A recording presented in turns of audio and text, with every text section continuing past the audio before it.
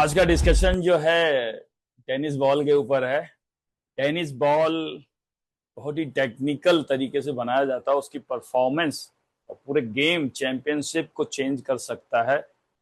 Two types generally, एक standard होता है, एक मॉडर्न बॉल। मॉडर्न बॉल में नाइट्रोजन गैस फिल की जाती है और प्रेशर जो है टेनिस बॉल का 1 एटमॉस्फेयर से ज्यादा मेंटेन किया जाता है। वो कैसे मेंटेन किया जाता है और गेम से जस्ट पहले तक कैसे उसको प्रिजर्व किया जाता है, और टेनिस बॉल के लाइफ किन किन केसेस में ज्यादा होगी या कम होगी, किस बातों पे डिपेंड करेगी, और केमिस्ट्री इसमें कहाँ इन्वॉल्व है, इट्स वेरी इंटरेस्टिंग। हम देखेंगे इसको।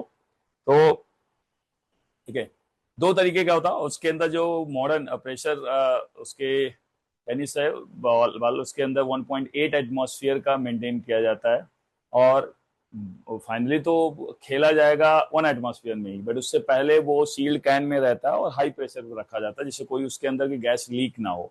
तो स्टैंडर्ड बॉल जो होता है टेनिस बॉल, उसके अंदर एयर होती है, और मॉडर्न बॉल जो है उसको प्रीमियम बॉल बोलते हैं, उसमें नाइट्रोजन गैस होती है। कौन सा ज्यादा बेटर होगा, किसकी लाइफ ज्यादा होगी, वो जो है आप, ये आपके लिए क्वेश्चन है, आप सोच सकते हो।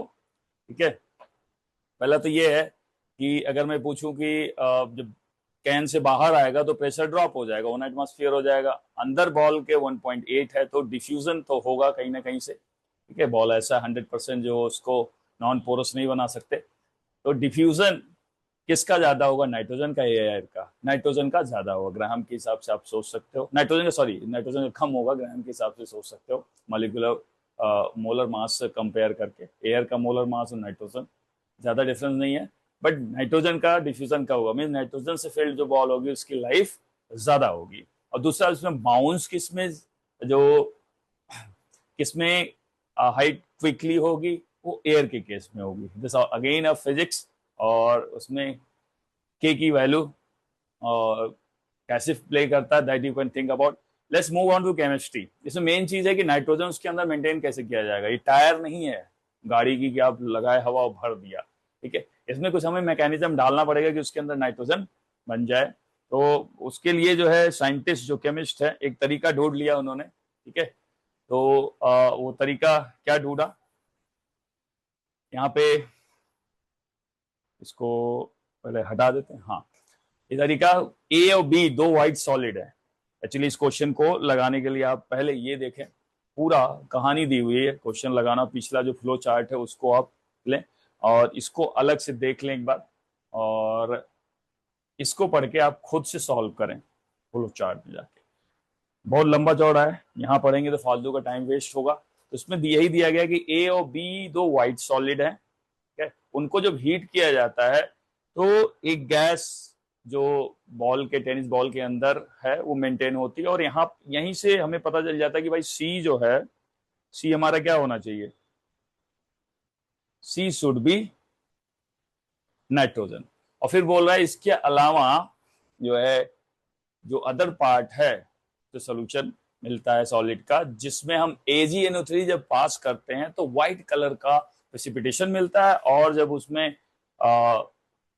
एक्वस अमोनिया पास करते हैं तो हमको वो डिसॉल्व हो जाता है। तो ये तो स्टैंडर्ड टेस्टिंग है क्लोराइड आयन के प्रेजेंस का।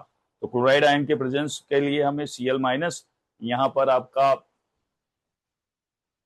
AgCl बनेगा, और बी जो एक्वस सोल्यूशन किसका, अमोनिया का। अमोनिया एक्वस लिखो या फिर अमोनियम हाइड्रोक्साइड लिख दो, बोथ आर सेम। ये क्या बनाता है भाई, टॉलरेंस रिएजेंट बना देगा, ये डिसॉल्व हो जाता है। ये आपका हो गया। अब इसमें क्या है कि कौन सा ऐसा व्हाइट सॉलिड है जिसको हीट करते हैं और Cl क्लोराइड आयन का सॉल्ट बनेगा, नाइट्रोजन गैस निकलेगी। तो ये यहाँ पर आप क्वालिटेटिव एनालिसिस या इनऑर्गेनिक का ज्ञान होना, ये पूरा लैब बेस्ड क्वेश्चन है। तो यहाँ पे सोडियम क्लोराइड प्लस वाटर, कौन सा सॉल्ट है भाई, ये सॉल्ट पता होगा तो आप क्वेश्चन कर लोगे। Sodium nitrite plus ammonium chloride, इसको ले लेते हैं। इसका फर्दर एक रिएक्शन दिया हुआ है, इसको HI को रिएक्ट कराते हैं जब, तो बोलता है कि ब्राउन हो जाता है जो भी ये सिस्टम है। फिर उसको एक गैस डी निकलती है। ठीक है, ब्राउन वाले पार्ट में कुछ सोल्यूशन में जब हम पास करते हैं हाइपो, इसको क्या बोलते हैं, हाइपो, हाइपो पास करते हैं तो ब्राउन सोल्यूशन डिसअपीयर हो जाता है। अगेन बहुत स्टैंडर्ड रिएक्शन है, आयोडीन का हम जानते हैं हाइपो के साथ रिडॉक्स में भी पढ़ रखा है हम लोग, इसके ऊपर क्वेश्चन करते हैं। ठीक है, तो क्या बनता है यहाँ पे, सोडियम आयोडाइड प्लस Na2S4O6 बन जाता है। क्या है, तो वो कलर उड़ गया, और यहाँ पे जो गैस बनेगी वो होगी नाइट्रिक ऑक्साइड।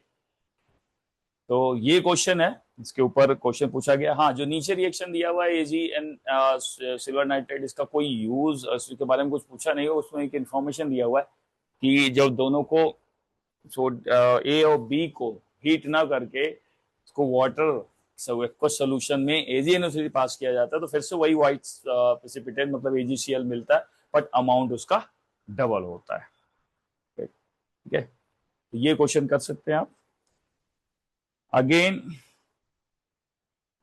ये क्वेश्चन बोल रहा है कि जो टेनिस बॉल है उसका रेडियस दिया हुआ है, और बोल रहा है जब डीप्रेशराइज या ओवर प्रेशर हो रहा है तो डायमेंशन नहीं चेंज हो रहा है, मतलब रिजिड बॉडी वॉल लेनी है उसकी, और एयर उसके अंदर फिल्ड है 80% 20%। 80% 20% के केस में हम जानते हैं अप्रोक्सीमेटली 29 मोलर मास होगा एयर का, 28.816। टेम्परेचर दिया हुआ है 25 to 98। तो बोल रहा है उसके अंदर कितनी गैस है, मास ऑफ एयर कितनी है। तो उसको आप पीवी इक्वल टू एनआरटी लगा के यहाँ पे सॉल्व कर सकते हैं। आपको आप बोलोगे sir PV equal to NRT कैसे लगा दिए। पीवी इक्वल टू एनआरटी भाई, अगर कहीं कुछ मेंशन नहीं है तो आप अपने लेवल पे हमेशा जो है क्या करके चलोगे, आप अपने लेवल पे उसको आइडियल गैस मान के चलोगे, या जब तक मेंशन ना हो डिफॉल्ट पोजीशन यही लेके चलना है, जब तक मेंशन ना हो कि रियल गैस की तरह बिहेव कर रहे हैं तब तक आप उसको आइडियल मान के। अब पीवी इक्वल टू एनआरटी लगाएंगे। ठीक है, अब इसमें और इसको थोड़ा खोल लेते हैं।